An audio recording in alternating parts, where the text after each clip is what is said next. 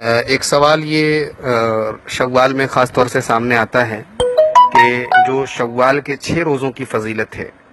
جس کے بارے میں اللہ کے نبی صلی اللہ علیہ وسلم نے فرمایا من صام رمضان ثم اتبعہ ستا من شوال کان کصیام الدہر۔ یہ صحیح مسلم کتاب الصیام کی 1164 نمبر کی حدیث ہے۔ آپ صلی اللہ علیہ وسلم نے فرمایا کہ جس نے رمضان کے روزے رکھے اور اس کے بعد شوال کے 6 روزے اس میں ملا دیے تو اس کو زمانے بھر روزہ رکھنے کا ثواب ملے گا۔ تو اس کی تشریح میں علماء نے یہ لکھا ہے کہ چونکہ 30 روزوں کا ثواب کم از کم 300 روزوں کے برابر اور ان 6 روزوں کا ثواب کم از کم 60 روزوں کے برابر ملے گا، تو گویا کہ رمضان کے روزے کے ساتھ ساتھ اگر کوئی یہ 6 روزے بھی رکھتا ہے تو گویا وہ سال بھر روزہ رکھتا ہے، اور ہر سال اگر کوئی اس معمول پر عمل کرتا ہے تو اس طریقے سے گویا وہ زندگی بھر روزہ رکھتا ہے۔ تو اسی کو نبی صلی اللہ علیہ وسلم نے تعبیر کیا کہ کان کا صیام الدہر، گویا کہ وہ زمانے بھر کا روزہ رکھتا ہے۔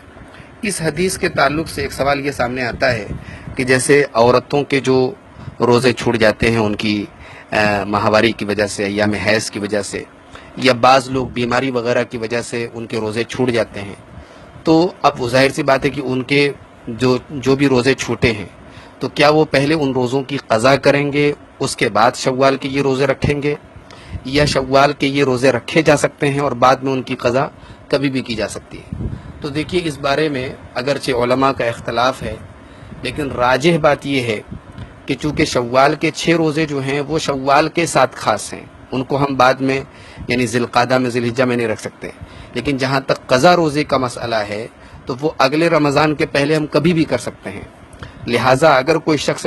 شوال کے ان 6 روزوں کو رکھ لے اور بعد میں اگلا رمضان آنے کے پہلے قضا کر لے تو کوئی حرج کی بات نہیں ہے۔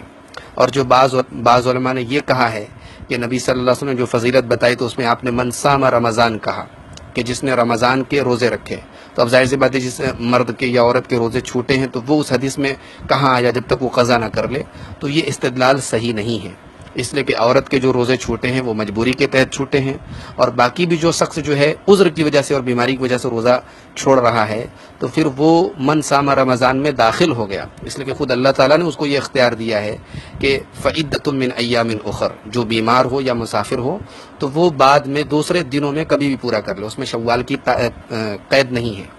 لہٰذا صحیح بات یہی ہے کہ شوال کے یہ 6 روزے چونکہ شوال کے اندر ہی ہم کو رکھنا ہے، ان کی فضیلت ہمیں تبھی ملے گی جب ہم شوال کے اندر رکھیں گے،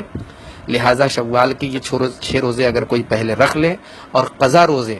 یا عورت اپنے چھوٹے ہوئے روزے بعد میں پورے کر لے اگلا رمضان آنے کے پہلے، تو انشاءاللہ یہ فضیلت اس کو شامل ہوگی اور اس کے خلاف کوئی دلیل موجود نہیں ہے۔ البتہ اگر کوئی شخص شوال میں پہلے اپنے چھوٹے ہوئے روزے پورے کر لے اور بعد میں یہ شوال کے 6 روزے رکھے